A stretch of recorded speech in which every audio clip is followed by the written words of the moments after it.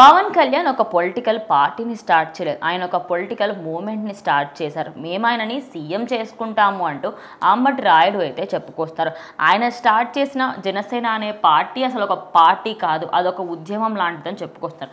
అది ఎంత వాస్తవం, మరి ఆయన సీఎం అయితే అది ఎలా ఉండబోతుంది నెక్స్ట్ ఫ్యూచర్ జనరేషన్స్కి? సో ఖచ్చితంగా అంబటి రాయుడు అనే వ్యక్తి ఏంటంటే ఫస్ట్ అసలు క్రికెట్ ప్లేయర్గా తన మీద చాలామందికి చాలా అంటే అభిమానం ఉందన్నమాట.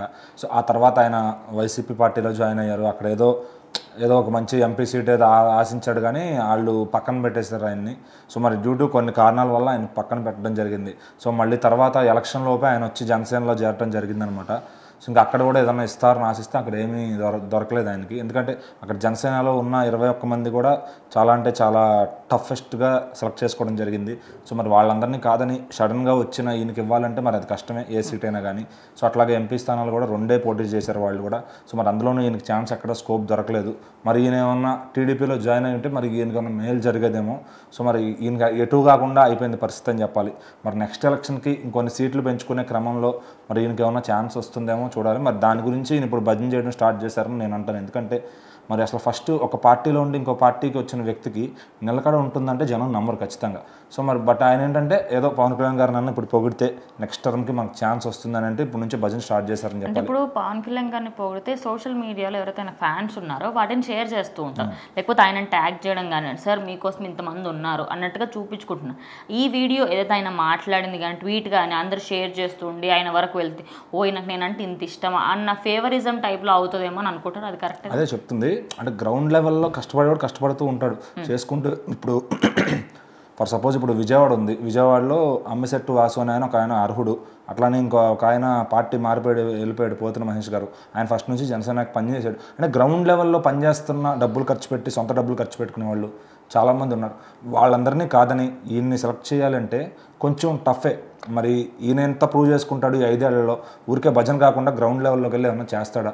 సొంత ఖర్చు పెట్టి పవన్ కళ్యాణ్ గారి దగ్గర ఏమన్నా ఇంప్రెషన్ కొడతాడా అనేది చూడాలి. సో మాటలు చెప్తే పడిపోవడానికి జగన్మోహన్ రెడ్డి కాదు పవన్ కళ్యాణ్ గారు, అది ఫస్ట్ గుర్తుపెట్టుకోవాలి.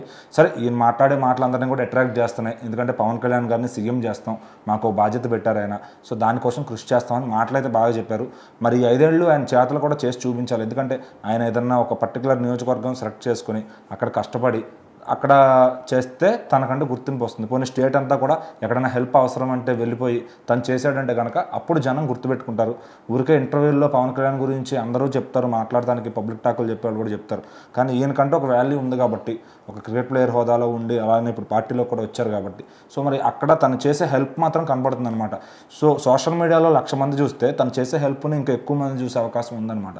సో అట్లా ఈ మాటలన్నీ తగ్గించేసి సో ప్రజల్లోకి వెళ్ళి మాట్లాడితే, హెల్ప్ చేసి మాట్లాడితే ఇంకా వాల్యూ ఉంటుంది. సో అప్పుడు పవన్ కళ్యాణ్ గారు కూడా ఫస్ట్ లిస్ట్లో ఈయన్నే పెట్టుకుంటారు. ఎందుకంటే ఇతను చేస్తున్నాడు ప్లస్ పాపులారిటీ కూడా ఉంది అనేది 2 కూడా చూసుకుంటారు అనమాట. ఊరికే పాపులారిటీ ఉంది రీచ్ వస్తుందంటే కనుక అది గ్రౌండ్ లెవెల్లో రీచ్ అనేది రాదు. ఖచ్చితంగా గ్రౌండ్ లెవెల్లో పనిచేసేవాడికే రీచ్ వస్తుంది. సో అట్లా గుర్తుపెట్టుకుని ఇవ్వాల్సిన టైంలో అయితే పవన్ కళ్యాణ్ గారు అందరికీ న్యాయం చేస్తారు. సో ఈసారి కాకపోయినా నెక్స్ట్ టైం కాకపోయినా నెక్స్ట్ టైంకి అయితే అందరికీ అవకాశాలు వస్తాయి. కానీ ఎవరైతే నిజాయితీగా కష్టపడతారో వాళ్ళకి ఒక రోజు వాళ్ళ రోజు అవుతుంది. సో మరి ఇది పవన్ కళ్యాణ్ గారికి భజన కాకుండా జనాలకి సేవనే మార్గంగా ఎంచుకుంటే సో మరి ఆయన దృష్టిలో అయితే ఖచ్చితంగా పడతారు. మరి ఇప్పుడు ఇది ఒక సీఎం అవుతారని అందరూ మాట్లాడతారు. సో ఆ రీచ్ అయితే ఖచ్చితంగా ఈయనకి పొలిటికల్గా అయితే సరిపోదు. సో ఈయన జనాల్లోకి వెళ్ళి వర్క్ చేస్తే కనుక డెఫినెట్లీ ఈయన ఎవరు ఆపలేరు. అట్లానే పవన్ కళ్యాణ్ గారు కూడా ఆయన సెలెక్ట్ చేసే లిస్టులో ఆ టాప్ 10లో కూడా ఉండే అవకాశం ఉంటుందన్నమాట. సో మరి చూద్దాం ఈయన పాపులారిటీని సేవకి ఎంతలా యూజ్ చేస్తారు, సో నెక్స్ట్ టర్మ్కి ఎంతలాగా పొలిటికల్గా బిల్డ్ అవుతారని.